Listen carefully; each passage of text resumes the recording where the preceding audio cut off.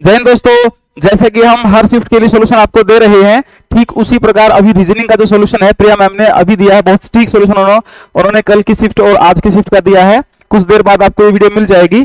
इस वीडियो के माध्यम से हम जो जीएस का पोर्शन है उसको बहुत जल्द से जल्द जो है वो और बहुत ठीक सॉल्यूशन के साथ इसको हम डिस्कस करने वाले हैं और देखते क्या क्या क्वेश्चन आज पूछे गए हैं। जिसमें पहला क्वेश्चन जो पूछा गया है वो करंट अफेयर से पूछा गया है और इस क्वेश्चन के अंदर विश्व ओजोन दिवस की बात कर रखी है और 2022 के अंदर जो इसकी विषय वस्तु जो थी या इसकी जो थीम थी उसके बारे में पूछा गया है। एक बार देख लेते हैं। जो ओजोन दिवस है 16 सितंबर के दिन उसको मनाया जाता है। ये 16 सितंबर को ओजोन दिवस मनाया जाता है और संयुक्त राष्ट्र संघ ने इसको घोषित किया है। और इस वर्ष का जो थीम रहा है वो आपका चौथा आंसर रहेगा इसमें। ये @35 पृथ्वी पर जीवन संरक्षण के लिए वैश्विक सहयोग जो है इस वर्ष की थीम रही है। और जो ओजोन परत है वो ओजोन परत आपकी वायुमंडल के अंदर जो समताप मंडल दूसरी परत होती है उसके अंदर पाई जाती है और ये ऑक्सीजन के 3 अणुओं से मिलकर बनने वाली एक परत है जो अल्ट्रावायलेट रेज से हमारी सुरक्षा प्रोटेक्शन करती है। आइए अगले क्वेश्चन की तरफ चलते हैं। जो अगला क्वेश्चन है, अगला क्वेश्चन पूछा गया है कि वर्ष 1960 में जो गुजरात है और महाराष्ट्र नामक 2 राज्यों का सृजन करने के लिए निम्नलिखित में से किस राज्य को 2 भागों में बांटा गया। जैसा पॉलिटिकल साइंस के अंदर आपने पढ़ा होगा, भाग नंबर 1 को संघ और उसके राज्य क्षेत्र को अनुच्छेद 1 से 4 तक, और आपने इसमें कई प्रकार की समितियां और कई प्रकार के आयोग पढ़े होंगे। जैसे धर आयोग पढ़ा होगा आपने इसमें, और जेवीपी समिति पढ़ी होगी इसके अंदर, और इसके साथ साथ आपने फजल अली आयोग जो बड़ा फेमस है, राज्य पुनर्गठन विधेयक आपने पढ़ा होगा। तो भाषा के आधार पर, क्षेत्र के आधार पर बहुत सारे राज्यों के बीच में मांग उठ रही थी और उसी प्रकार की एक मांग 1960 में उठी थी। और 1960 में उस समय एक बंबई नाम का राज्य होता था जिसको यहाँ पर बॉम्बे लिखा गया है। इसमें जो एक हिस्सा था वहां पर मराठी भाषा बोलते थे और दूसरा हिस्सा था वहां पर गुजराती भाषा बोलते थे। और मराठी भाषा के आधार पर महाराष्ट्र और गुजराती भाषा के आधार पर गुजरात जो बना वो किससे बना, बॉम्बे यानी कि मुंबई से बना। इसका सही आंसर जो होगा वो बॉम्बे या मुंबई होगा। अब देखिए निम्नलिखित देशों में से तीसरा क्वेश्चन दिया गया है, महिलाओं को मतदान का अधिकार देने वाला अंतिम देश कौन सा था। महिलाओं को मतदान का अधिकार देने वाला अंतिम देश कौन सा था। पहला जो देश था मतदान का अधिकार देने वाला वो न्यूजीलैंड था। विश्व में पहला देश जो मतदान का अधिकार जिसने दिया था वो कौन सा देश था, न्यूजीलैंड था। इसमें देखेंगे, इसमें एक देश मैक्सिको दिया है, एक पाकिस्तान दिया है, एक चाइना दिया है और एक सऊदी अरेबिया दिया है। इसमें सबसे बाद में मतदान का अधिकार जो है देने वाला जो देश था वो कौन सा था, सऊदी अरेबिया। अप्रोक्सीमेट 2015 के आसपास इन्होंने महिलाओं को मतदान का अधिकार दिया था। अगले क्वेश्चन की तरफ चलते हैं।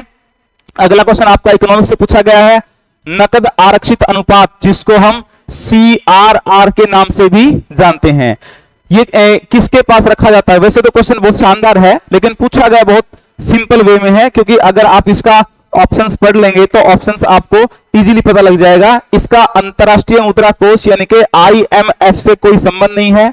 भारतीय रिजर्व बैंक यानी कि RBI से इसका डायरेक्ट संबंध है।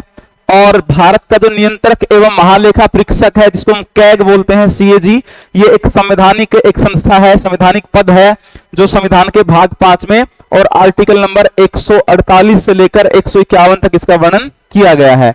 और इसका CRR का संबंध महालेखा परीक्षक से नहीं है। वित्त आयोग भी एक संवैधानिक संस्था है जिसका संविधान के अनुच्छेद 280 में वर्णन किया गया है और ये हर 5 साल के अंतराल के बाद इसका गठन जो है राष्ट्रपति द्वारा किया जाता है। थोड़ा सा जान लेते हैं CRR क्या है।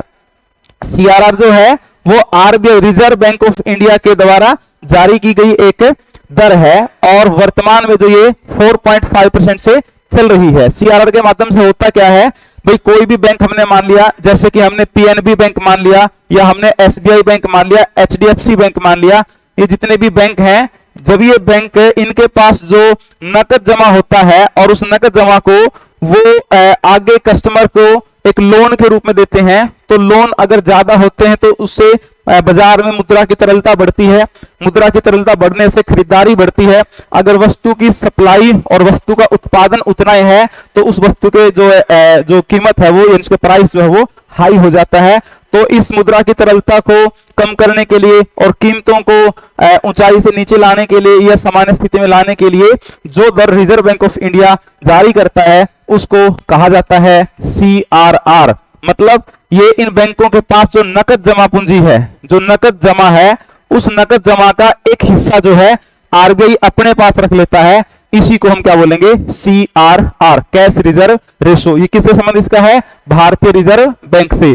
अगले क्वेश्चन की बात करते हैं, निम्न में से कौन सी झील टेक्टोनिक गतिविधि परिणाम स्वरूप उत्पन्न हुई है।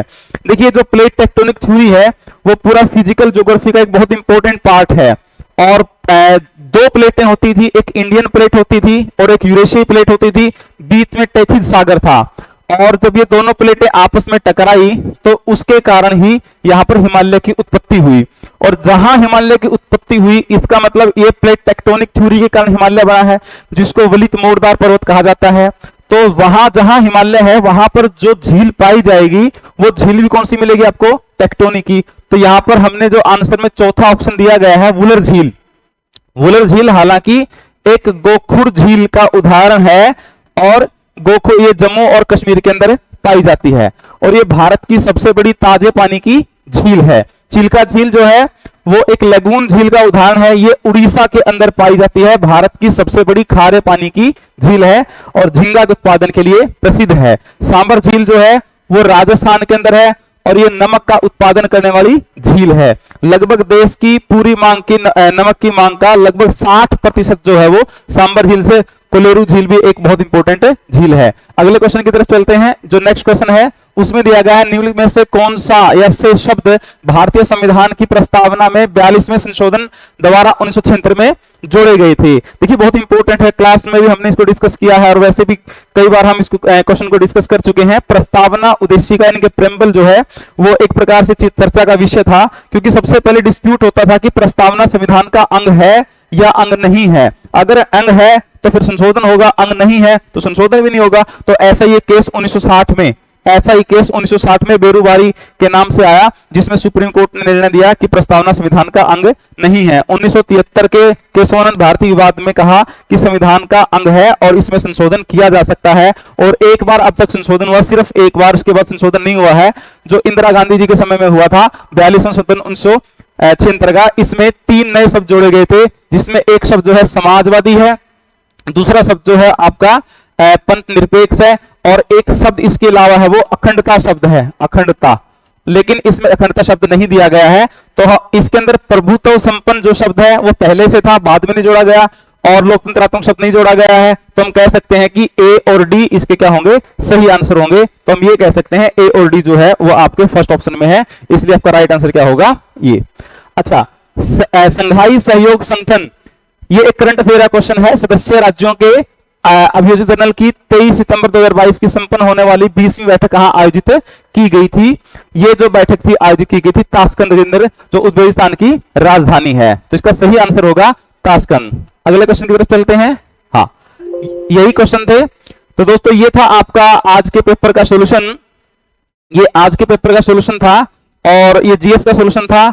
अभी कुछ समय बाद आपको सुनील सर मैथ के सॉल्यूशन के साथ आपके सामने हाजिर होंगे और आप कब तक जुड़े रहिए नोबल एकेडमी दरवाना के साथ। जय हिंद, जय भारत।